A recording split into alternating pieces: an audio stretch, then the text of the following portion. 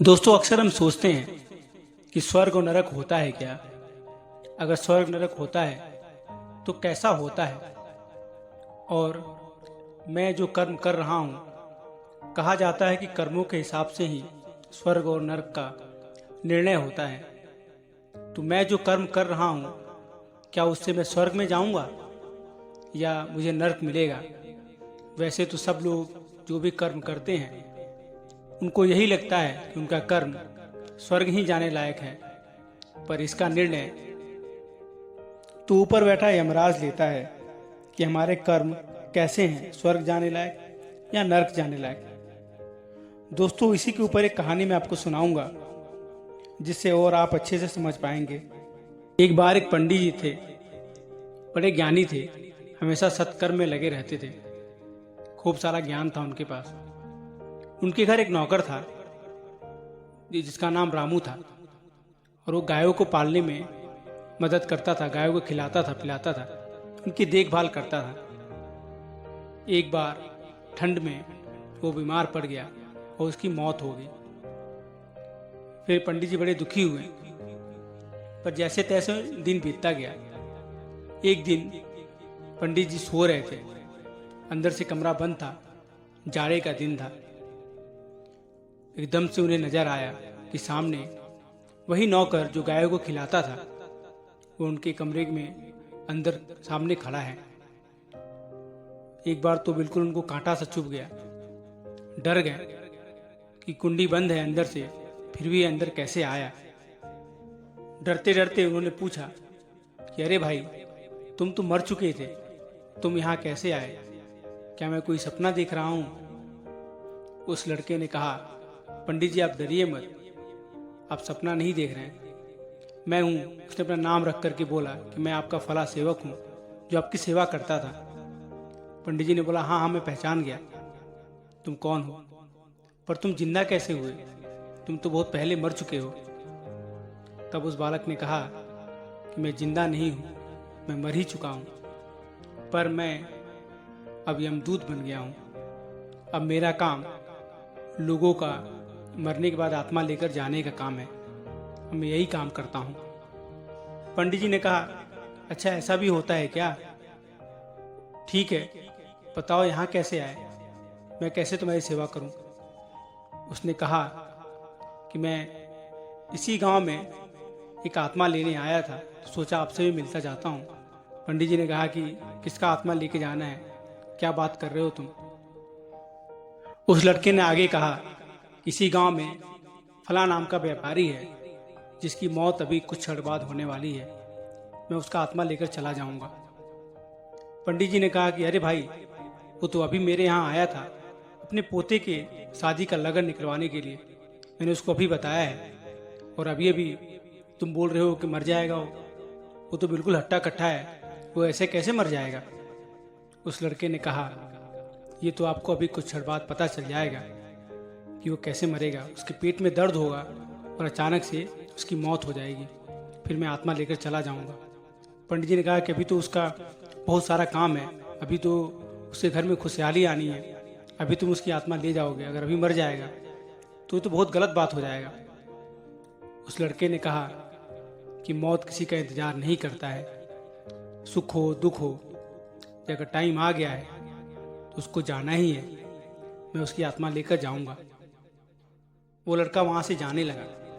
पंडित जी ने कहा कि ठीक है, अगर ये बात सही हुई, मैं भी देखता हूँ कि क्या तुम्हारी बात सही है। अगर तुम्हारी बात सही हुई तो मैं मान जाऊंगा कि हाँ तुम सच बोल रहे हो, और अगर सच हुआ तो तुम बीच बीच में आते रहना, मुझसे मिलते रहना जरूर। वो लड़का वहां से चला गया, और थोड़ी ही देर बाद उसका घर पंडित जी के घर से बिल्कुल बगल में ही था। उस गांव में रोने चिल्लाने की आवाजें आने लगी। पंडित जी को एहसास हो गया कि ये बात सत्य थी। जाकर पता लगाया तो पता चला कि उस व्यापारी की मौत हो गई है। लोगों को बताने लगे कि ये हट्टा कट्टा था, पर अचानक से पेट में दर्द हुआ और पता नहीं क्या हुआ, चिल्लाने लगा, और उसके बाद उसकी मौत हो गई। अब पंडित जी को यह बात पता चल गई, उनको तो सब कुछ पता था। वो ये मान गए कि यहाँ हो ना हो लड़का यमदूत ही है और वो सही कह रहा है। इस तरह से वो लड़का जब भी उधर आता था तो पंडित जी के यहाँ आता था, उनसे मिलता था और बातें करता था। और ऐसे उन लोगों का सत्संग चलने लगा। फिर एक दिन पंडित जी ने पूछा कि अच्छा भाई ये बताओ कि तुम उस नरक कैसा है और तुम यमदूत कैसे बन गए। तब उसने कहा कि नरक की कहानी तो बहुत बड़ी है, जल्दी जल्दी में नहीं सुनाया जा सकता है और मेरे पास इतना टाइम भी नहीं है कि मैं आपको बैठकर सुनाऊं। तो नरक की कहानी तो आप छोड़ ही दीजिए। हाँ, मैं आपको ये जरूर बता देता हूँ कि मैं यमदूत कैसे बना।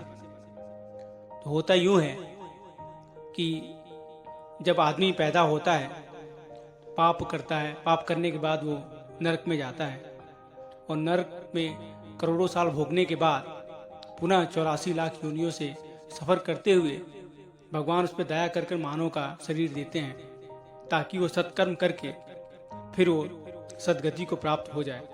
पर अगर फिर भी मानव अच्छा कर्म नहीं करता है, सत्कर्म नहीं करता है, गलत काम ही करता है, तो दोबारा वो नरक में जाता है और दोबारा नरक की यातनाएं भोगता रहता है। फिर भोगने के बाद फिर ये दोबारा यही प्रोसेस होता है।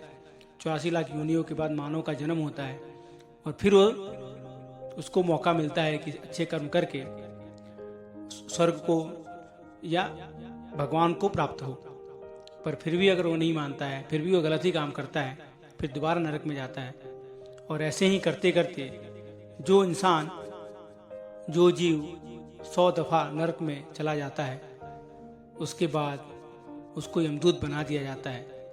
क्योंकि यमराज कहते हैं कि ये तो इतना बार नरक आ चुका है कि नरक के बारे में सब कुछ जानता है, इतनी यातनाएं भोग चुका है कि अब इसको हम लोग काम पर लगा सकते हैं। उसको सिखाने में टाइम भी बर्बाद नहीं होगा और कुछ बताने की जरूरत भी नहीं है, ये ऑलरेडी इतना बार आ चुका है, ये सब कुछ जानता है।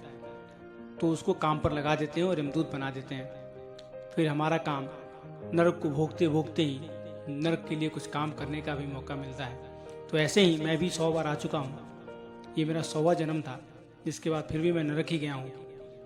तो मुझे यमदूत बना दिया गया। अब मेरा काम लोगों के मरने के बाद आत्माओं को लेके जाने का है।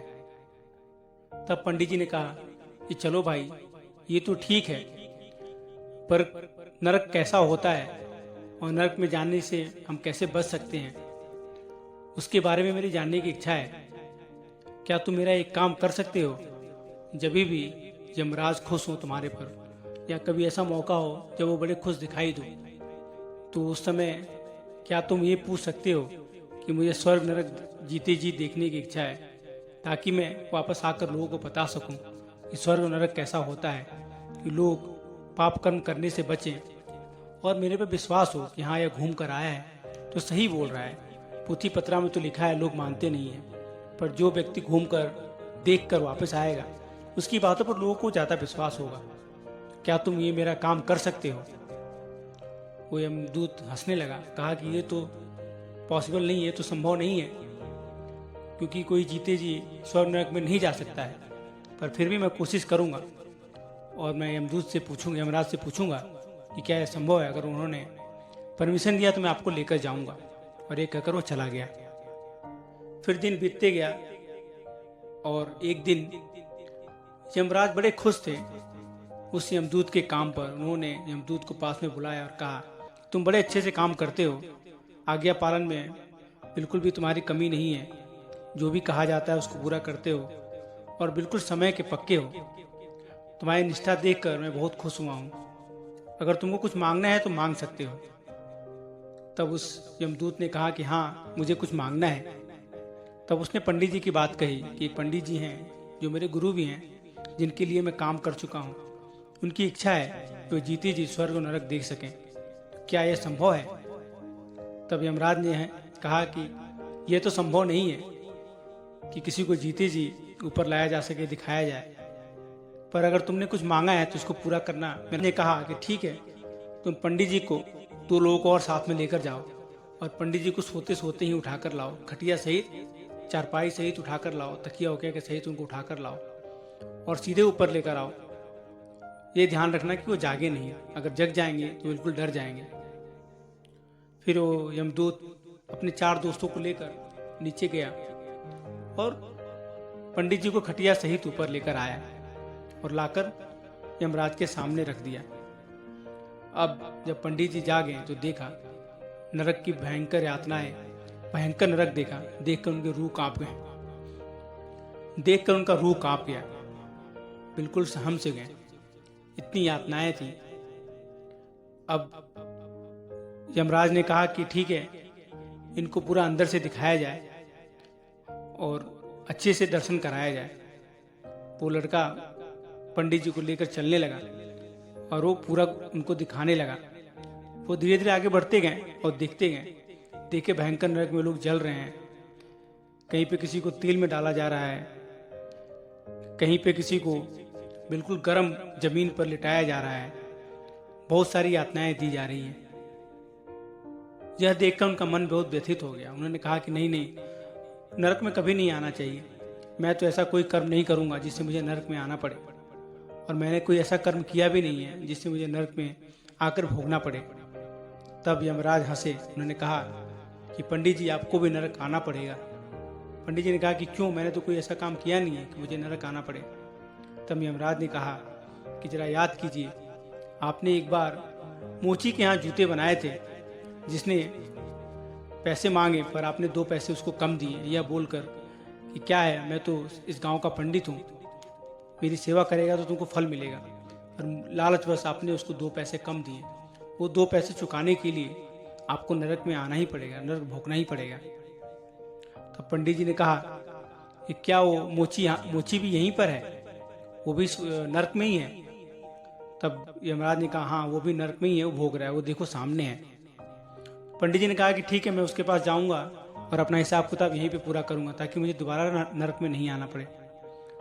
यमराज ने कहा कि यहाँ कैसे करोगे, यहाँ तो पैसा वैसा चलता नहीं है, नहीं धरती का कोई करेंसी यहाँ चलता है, तो तुम अपना कैसे हिसाब चुकता करोगे, तुम्हें नरक ही आना पड़ेगा भोगने के लिए। पंडित जी ने कहा कि मैं उससे बात करना चाहता हूँ और मैं यहीं पे सेटलमेंट करना चाहता हूँ। यमराज ने कहा ठीक है, इसको मोची के पास ले जाया जाए। पंडित जी मोची के पास गए। मोची ने उनको पहचान लिया। पंडित जी ने कहा कि भाई, आपके 2 पैसे मेरे पास हैं, मेरे पास कर्ज है, वो आप कर्ज ले लीजिए, हमारा हिसाब किताब यहीं हो जाए ताकि मैं दोबारा नरक ना आ सकूं। मोची ने कहा कि मैं कैसे पूरा करेंगे, यहाँ पर तो कुछ करेंसी चलती नहीं है, कोई धन यहाँ नहीं चलता। तब पंडित जी ने कहा कि तुम एक काम करो, अपने 2 पैसे के बराबर चमड़ा निकाल लो, मेरे शरीर से 2 पैसे के बराबर चमड़ी निकाल लो, जिससे तुम्हारा कर्ज पूरा हो जाए, मैं कर्ज मुक्त हो जाऊं। मोची ने कहा ठीक है, तो कितना होगा, कितना चमड़ा निकालोगे 2 पैसे के बराबर? मोची ने कहा कि 1 बलान होता है, तो 1 बलान चमड़ा आपका निकालूंगा। अब पंडित जी क्या करते, थोड़ा कष्ट यहाँ भोग लो, पूरा कष्ट भोगने से अच्छा है थोड़ा चमड़ा निकलवा लो। उन्होंने कहा ठीक है, निकाल लो। फिर उस मोची ने 1 बलान चमड़ा निकाल लिया शरीर से, पूरा खून ही खून हो गया और घाव पीड़ा से बिल्कुल पंडित जी मरने लगे। उन्होंने कहा कोई बात नहीं, थोड़ा सह लेता हूँ, बाद में तो मेरे को यहाँ पे आना नहीं पड़ेगा। वो चमड़ा निकाल लिया। अब पंडित जी ने कहा कि मुझे तुरंत यहाँ से ले चलो, क्योंकि मैंने जितना भोगना था भोग लिया, अब मैं ज़्यादा नहीं रुक सकता हूँ यहाँ पर यमराज ने कहा कि आपको स्वर्ग भी देखना था, आप स्वर्ग भी देख लीजिए, लेकिन उससे पहले एक चीज़ मैं आपको दिखाना चाहता हूँ, एक चमत्कार होगा यहाँ पे, वो देखिएगा। अभी देखिएगा ये मोची जिसको आपने चमड़ा दिया है, इसके साथ क्या होता है। पंडित जी ने कहा चलो ठीक है, थोड़ा देर और रुक कर देख लेता हूँ कि क्या हो रहा है। अभी देख सामने खड़े ही थे, तभी तुरंत वो मोची एक बहुत बड़ा कुंड आया जिसमें खूब सारा दूध भरा हुआ था, एकदम से उसमें गिरा और गायब हो गया। ये कैसा चमत्कार, पंडित जी बिल्कुल अचंभित हो गए, ये क्या हुआ, ये कैसा चमत्कार है, ऐसा तो मैंने कभी नहीं देखा है। पूछा कि क्या हुआ इसके साथ, कहाँ गया है। यमराज ने बोला कि इसकी मुक्ति हो गई, ये स्वर्ग लोक चला गया। कैसे? तो अभी अभी इसके घर एक बच्चा पैदा हुआ है जो कि नारायण का रूप है, मतलब उसमें भगवान का वास है, वो भगवान को मानने वाला है। उसके पैदा होते ही इसके सारे इतने पाप कर्म थे वो कट गए, इसलिए तुरंत इसके जितने भी पाप का भोग था वो सारा खत्म हो गया। इसलिए ये स्वर्गलोक चला गया। अगर खानदान में कोई भी हरि का नाम लेने वाला आ जाता है तो पूरे खानदान का जितने भी लोग हैं सबका पाप तुरंत कट जाता है। पंडित जी ने कहा ऐसा भी होता है, ये तो बहुत अच्छी बात है।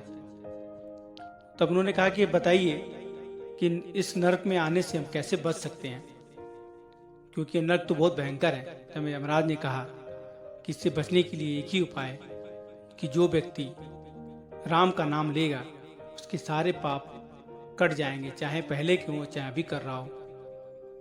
वो अगर राम का नाम लेगा तो उसके पाप कट जाएंगे, वो भी अगर मन से, ऊपर से नहीं, मन से लेना पड़ेगा, आत्मा से लेना पड़ेगा। पंडित जी ने कहा ठीक है, मैं ऐसा ही करूंगा, अब मुझे स्वर्ग दिखाया जाए। फिर यमदूत उनको स्वर्ग लेकर चले गए, वहां दिखाने लगे। वहां देखा सब लोग बहुत प्रसन्न हैं, किसी को कोई दुख नहीं है, सब बिल्कुल नाच गा रहे हैं, अच्छे से हैं और खूब सुखी पूर्वक रह रहे हैं। तभी देखा सामने एक सुसज्जित पालकी पर बैठा इंसान है, बड़ा ही सुंदर है, घुंघराला बाल है, गोरा, और उसके चारों तरफ अप्सराएं घूम रही हैं, नाच रही हैं, गा रही हैं और उसका ख्याल रख रही हैं। पर वो व्यक्ति बार बार बेहोश हो रहा है, बार बार बेहोश होकर गिर जा रहा है और हर 2-2 सेकंड पे, 5-5 सेकंड पे वो बेहोश हो जाता था और उसी पालकी में गिर जाता था। फिर उसको अप्सराएं आती थी, उठाती थी पानी डाल करके, क्या, फिर वो होश में आता था। यह देखकर पंडित जी ने कहा कि इसके साथ क्या हो रहा है, ये कोई बीमारी लग गई क्या इसको, ये बार बार बेहोश क्यों हो रहा है। तब यमराज ने कहा कि नहीं, इसको कोई बीमारी नहीं लगी है, इसके घर में अभी कोई एक बच्चा होने वाला है जो कि पूरे कुल का नाश करेगा।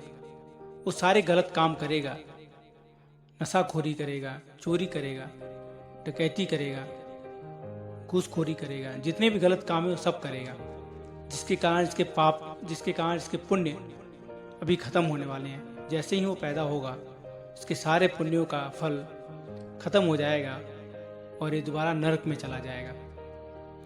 जैसे ही वो बच्चा पैदा हुआ वो आदमी नीचे गिरा और गायब हो गया। यह देखकर पंडित जी ने बोला कि ये कहाँ गायब हो गया। यमराज ने बोला कि नरक चला गया, इसके सारे जितने भी पुण्य के भोग थे वो खत्म हो गए हैं। तब पंडित जी ने पूछा कि अच्छा, ऐसा क्यों, इसकी तो कोई गलती नहीं है, जो कर्म ये नहीं करेगा, जो कर्म इसने किया नहीं है, उसका फल इसको क्यों मिलेगा। तब यमराज ने कहा कि किसी का कर्म किसी को नहीं लगता है, पर अगर इंसान स्वर्ग में हो या नरक में हो, कोई भी जीव स्वर्ग में हो नरक में हो, फिर भी उसके अंदर अगर आसक्ति उसके परिवार की है, मतलब अगर वो फिर भी मन से अपने परिवार में ही लगा हुआ है, अपने परिवार के बारे में ही सोच रहा है, तो परिवार के सदस्य का किया हुआ हर कर्म का फल उसको भी बराबर ही मिलेगा। जब तक वो अपनी आसक्ति वहां से हटाएगा नहीं, जब तक अपने को निष्काम नहीं करेगा, तब तक सारे कर्मों का फल उसको भी मिलता रहेगा।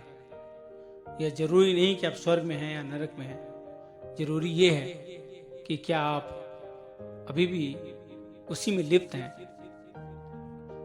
पंडित जी को सारी बातें समझ में आ गई। दोस्तों, भगवान कृष्ण ने भी गीता में कहा है कि स्वर्ग नरक कोई भी अच्छा नहीं है, वो दोनों को ही नहीं मानते हैं, दोनों को ही बेड़ी मानते हैं, पाप को भी पुण्य को भी बेड़ी मानते हैं। गीता में कहा है कि पाप अगर लोहे की बेड़ी जंजीर है, एक मोटे लोहे की जंजीर है जो हमको जकड़ कर रखती है, तो पुण्य भी एक जंजीर ही है, पर वो सोने की है, जो हमको देखने में तो अच्छी लगती है, पर हम बंधे उससे भी रहते हैं, उसका भी भोग हमको करना ही पड़ता है। अगर पाप करेंगे तो उसको भोगना ही पड़ेगा और उसको भोगने के लिए नरक जाना पड़ेगा, और अगर पुण्य करेंगे तो उसको भी भोगना पड़ेगा, उसको भोगने के लिए हमें स्वर्ग जाना पड़ेगा। और जैसे ही इनका हिसाब खत्म होगा, चाहे पाप है चाहे पुण्य है, आपका स्वर्ग का भी और नरक का भी जो टाइम है, जो वक्त है, वो खत्म हो जाएगा और फिर अब दोबारा उसी मृत्यु लोक में आकर गिर जाएंगे। अगर इन सब से आपको बचना है, इन सब से बाहर निकलना है, तो आपको प्रभु का नाम लेना पड़ेगा, उनके शरण में जाना पड़ेगा। आपको कर्म, फल, जन्म मृत्यु के चक्कर से बाहर निकलना पड़ेगा। बिना लिप्त हुए किसी कर्म में भी निष्पाप कर्म करना पड़ेगा, जिसका फल आपको नहीं मिलेगा। जैसे भगवान श्री कृष्ण ने कहा है कि कर्म करो पर फल की चिंता कभी मत करो। आपने वो कमल का देखा है पत्ता? कमल के पत्ते पर पानी डालते ही पानी उस पर रुकता नहीं है। कमल का पत्ता पानी को लेता नहीं है अंदर, पानी उसके ऊपर से फिसलते हुए नीचे गिर जाता है। कमल का पत्ता निष्काम वैसे का वैसे ही रहता है, बिल्कुल साफ, मलिन नहीं होता है, वो पानी के साथ लिप्त नहीं होता है। वैसे ही हमको भी करना पड़ेगा। कर्म करते रहो, सब कुछ करो, पर उसमें आसक्त मत हो, उसमें लिप्त मत हो। तभी आप इस कर्म फल जन्म मृत्यु के चक्कर से बाहर निकलेंगे। नहीं तो वैसे ही भोगते रहेंगे, स्वर्ग नरक भोगते रहेंगे, बार बार आते रहेंगे, पर मुक्ति कभी नहीं मिलेगी। मुक्ति तो सिर्फ भगवान के नाम से ही मिलेगी, निष्काम कर्म से ही मिलेगी। और मुक्ति तभी मिलेगी जब आप ज्ञान को प्राप्त करेंगे, असली ज्ञान को जानेंगे। राधे राधे दोस्तों।